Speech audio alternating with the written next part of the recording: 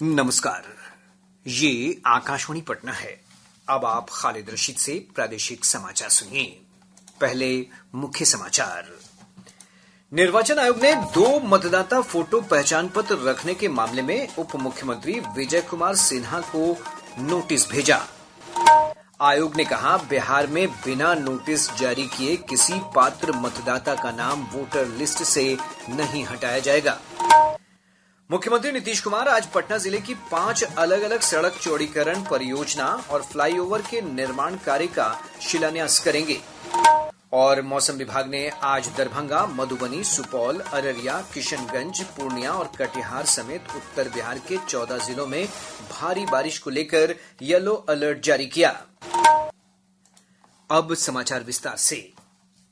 निर्वाचन आयोग ने वरिष्ठ भाजपा नेता और उप मुख्यमंत्री विजय कुमार सिन्हा को 2 मतदाता फोटो पहचान पत्र रखने के मामले में नोटिस दिया है। बांकीपुर विधानसभा क्षेत्र के निर्वाचक पंजीकरण अधिकारी ERO ने श्री सिन्हा को इस महीने की 14 तारीख शाम 5 बजे तक विवरण प्रस्तुत करने का निर्देश दिया है। उनका नाम लखीसराय और पटना जिले के बांकीपुर विधानसभा क्षेत्रों की प्रारूप मतदाता सूची में शामिल किया गया है। इधर भाजपा नेता श्री सिन्हा ने कहा कि उन्होंने बांकीपुर विधानसभा क्षेत्र की मतदाता सूची से अपना नाम हटाने के लिए पहले ही आवेदन दे दिया था। गौरतलब है कि तेजस्वी प्रसाद यादव ने पटना में संवाददाता सम्मेलन में विजय कुमार सिन्हा पर 2 मतदाता पहचान पत्र रखने और 2 विधानसभा क्षेत्रों में मतदान करने का आरोप लगाया है। निर्वाचन आयोग ने कहा है कि बिहार में बिना नोटिस जारी किए किसी पात्र मतदाता का नाम सूची से नहीं हटाया जाएगा। आयोग ने सुप्रीम कोर्ट में दाखिल हलफनामे में बताया है कि प्रारूप मतदाता सूची में शामिल नहीं किए गए लोगों के नामों की अलग सूची तैयार करने या उन्हें मतदाता सूची में शामिल नहीं करने के कारणों को प्रकाशित करना आवश्यक नहीं है। गौरतलब है कि आयोग ने SIR के दौरान 65 लाख लोगों के नाम मतदाता सूची से हटा दिए हैं। इसी संदर्भ में सर्वोच्च न्यायालय में कई याचिकाएं दायर कराई गई हैं, जिस पर कोर्ट सुनवाई कर रहा है। पटना के जिलाधिकारी डॉक्टर त्यागराजन SM ने BLO के रूप में योगदान नहीं देने वाली 3 शिक्षिकाओं को निलंबित कर दिया है। उन्होंने पटना सदर SDO को इन शिक्षिकाओं के खिलाफ प्राथमिकी दर्ज करने का निर्देश दिया है। मुख्यमंत्री नीतीश कुमार आज पटना जिले की 5 अलग अलग सड़क चौड़ीकरण परियोजना और फ्लाईओवर के निर्माण कार्य का शिलान्यास करेंगे। 776 करोड़ रुपए से अधिक की राशि से पूर्ण होने वाली ये योजनाएं पटना के विभिन्न मार्गों से जुड़ी हैं। कार्यक्रम में उप मुख्यमंत्री सम्राट चौधरी और विजय कुमार सिन्हा तथा पथ निर्माण मंत्री नितिन नवीन मौजूद रहेंगे।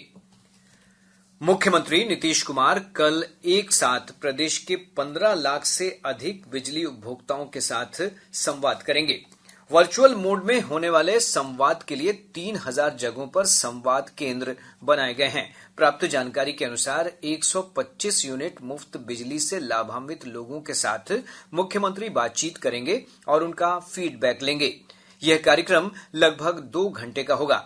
इस संवाद में विभिन्न जगहों से बिजली कंपनी के अधिकारी भी शामिल होंगे। प्रदेश में 16 अगस्त से 20 सितंबर तक चलने वाले राजस्व महाअभियान में बेहतर काम करने वाले अधिकारियों और कर्मचारियों को जिला और प्रखंड स्तर पर पुरस्कृत किया जाएगा। राजस्व एवं भूमि सुधार विभाग के अपर मुख्य सचिव दीपक कुमार सिंह ने अधिकारियों और पंचायत प्रतिनिधियों के साथ बैठक में कहा कि इस अभियान में पंचायत प्रतिनिधियों की भूमिका महत्वपूर्ण होगी। बैठक में पंचायत प्रतिनिधियों ने जमीन से जुड़ी समस्याओं के समाधान को लेकर सुझाव भी दिए। स्वास्थ्य मंत्री मंगल पांडे ने कहा है कि प्रदेश में HIV संक्रमितों की पहचान के लिए 12 अगस्त से 12 अक्टूबर तक सघन अभियान चलाया जाएगा। इस दौरान एड्स से बचाव और नियंत्रण के लिए जागरूकता अभियान चलाया जाएगा। उन्होंने कहा कि राज्य सरकार HIV संक्रमितों की पहचान और उनके बेहतर इलाज के लिए प्रतिबद्ध है। राजगीर में संपन्न एशिया रग्बी एमिरेट्स अंडर-20 चैंपियनशिप में भारतीय महिला टीम ने कांस्य पदक प्राप्त किया है। चैंपियनशिप का महिला वर्ग का खिताब हांगकांग और पुरुष वर्ग का खिताब चीन ने जीता है। भारत में पहली बार आयोजित एशिया रग्बी चैंपियनशिप की बिहार ने सफल मेजबानी की। एक रिपोर्ट। राजगीर अंतर्राष्ट्रीय खेल परिसर में संपन्न एशिया रग्बी अंडर-20 में भूमिका शुक्ला की अगुवाई वाली भारतीय महिला टीम ने अपने खेल से सभी को प्रभावित किया। प्रतियोगिता में भारतीय महिला टीम भले ही सेमीफाइनल में चीन से हार गई, लेकिन उसने पूरे चैंपियनशिप में जो दमखम दिखाया उसकी सभी ने तारीफ की। कप्तान भूमिका ने अपने आक्रामक खेल शैली से सबको प्रेरित किया, जो भारतीय लड़कियों के आगे बढ़ने के लिए बूस्टर साबित होगी। अंशु कुमारी जैसी कई खिलाड़ियों ने एशिया रग्बी के माध्यम से अंतर्राष्ट्रीय खेल क्षेत्र में पदार्पण किया। पहली बार बिहार की मेजबानी में आयोजित रग्बी की इस बड़ी प्रतियोगिता की सफलता से राजगीर ने साबित किया कि यह तेजी से खेल के एक बड़े केंद्र के रूप में उभर रहा है। धर्मेंद्र कुमार राय, आकाशवाणी समाचार, पटना। इधर मुख्यमंत्री नीतीश कुमार ने चैंपियनशिप में विजेता टीमों को बधाई दी है। उन्होंने सोशल मीडिया पोस्ट में लिखा है कि इस प्रतियोगिता में बिहार की 4 बेटियों ने हिस्सा लिया, जिन्होंने पूरे राज्य का मान बढ़ाया है। उन्होंने कहा कि यह आयोजन बिहार में खेल संस्कृति को बढ़ावा देने और युवाओं को प्रोत्साहित करने की दिशा में एक महत्वपूर्ण कदम है। प्रादेशिक समाचार आप आकाशवाणी पटना से सुन रहे हैं। ताजा समाचारों के लिए आप हमारे एक्स हैंडल AIR_News_पटना पर जा सकते हैं। मानसून की सक्रियता से राज्य के अधिकतर भागों में मध्यम से भारी बारिश का सिलसिला जारी है। मौसम विभाग ने अगले 2 दिनों तक राज्य के उत्तरी भागों में अधिकतर स्थानों समेत प्रदेश के अधिकांश भागों में भारी बारिश की आशंका जताई है।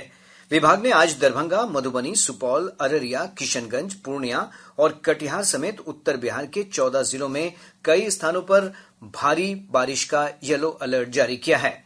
इस दौरान मधेपुरा, सहरसा, वैशाली, शिवहर और समस्तीपुर समेत प्रदेश के उत्तर पूर्वी और उत्तर मध्य भागों में कई स्थानों पर तेज हवा के साथ बारिश और वज्रपात की आशंका जताई गई है।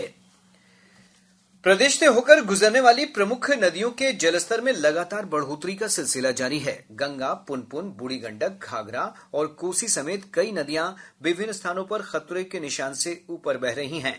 केंद्रीय जल आयोग से प्राप्त जानकारी के अनुसार गंगा नदी पटना के गांधी घाट और हाथीदह में खतरे के निशान से ऊपर बह रही है।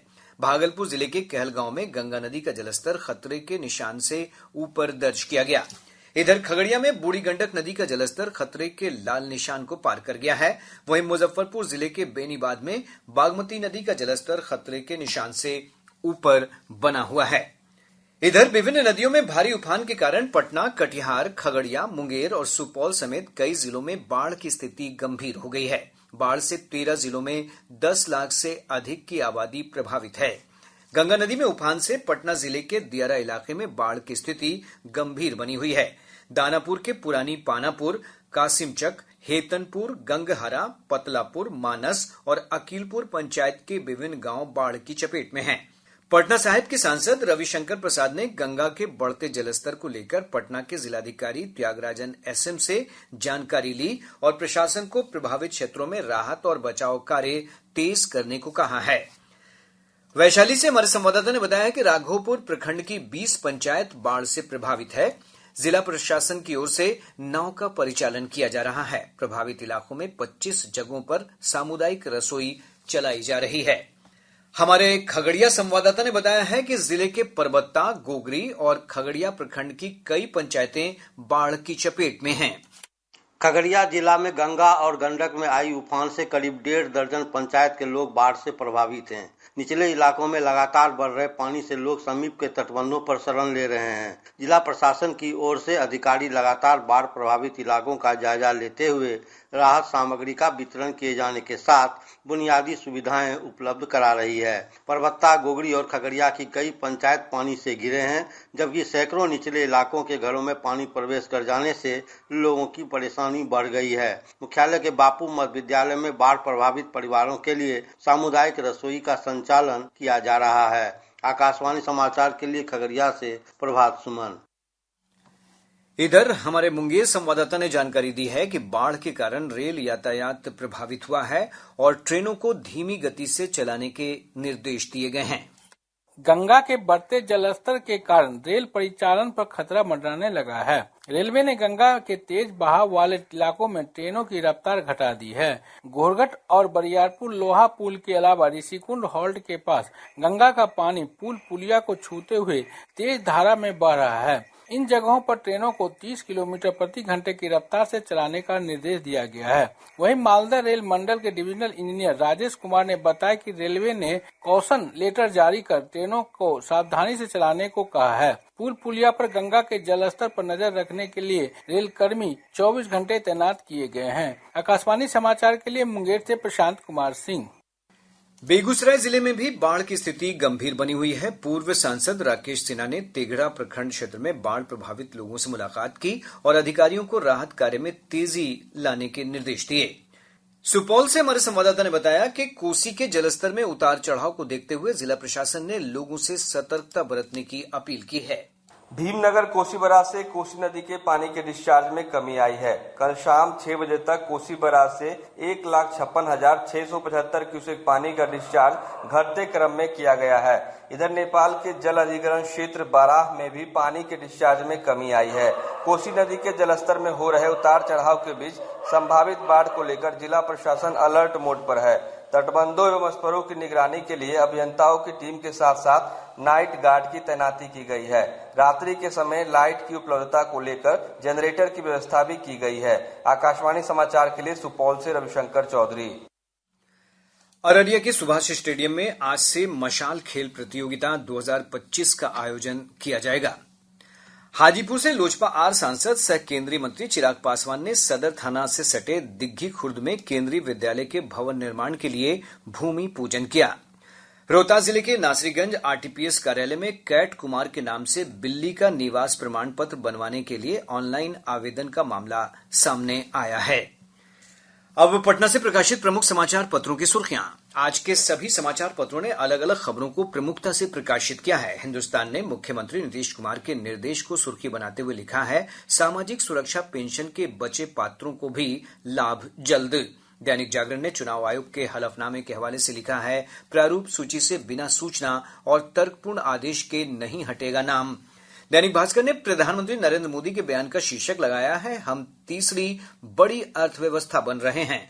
प्रभात खबर की सुर्खी है, बेतिया के 12 मजदूर अब भी लापता, उम्मीद टूटी तो पुतला बनाकर कर रहे अंतिम संस्कार। राष्ट्रीय सहारा लिखता है, दिल्ली विश्वविद्यालय में घट रही हिंदी पढ़ने वालों की संख्या। और अब अंत में मुख्य समाचार एक बार फिर। निर्वाचन आयोग ने 2 मतदाता फोटो पहचान पत्र रखने के मामले में उप मुख्यमंत्री विजय कुमार सिन्हा को नोटिस भेजा। आयोग ने कहा, बिहार में बिना नोटिस जारी किए किसी पात्र मतदाता का नाम वोटर लिस्ट से नहीं हटाया जाएगा। मुख्यमंत्री नीतीश कुमार आज पटना जिले की 5 अलग अलग सड़क चौड़ीकरण परियोजना और फ्लाईओवर के निर्माण कार्य का शिलान्यास करेंगे। और मौसम विभाग ने आज दरभंगा, मधुबनी, सुपौल, अररिया, किशनगंज, पूर्णिया और कटिहार समेत उत्तर बिहार के 14 जिलों में भारी बारिश को लेकर येलो अलर्ट जारी किया। इसके साथ ही आकाशवाणी पटना से प्रसारित प्रादेशिक समाचार का ये अंक समाप्त हुआ। आकाशवाणी पटना से अगला समाचार बुलेटिन दोपहर 2 बजे प्रसारित किया जाएगा। नमस्कार।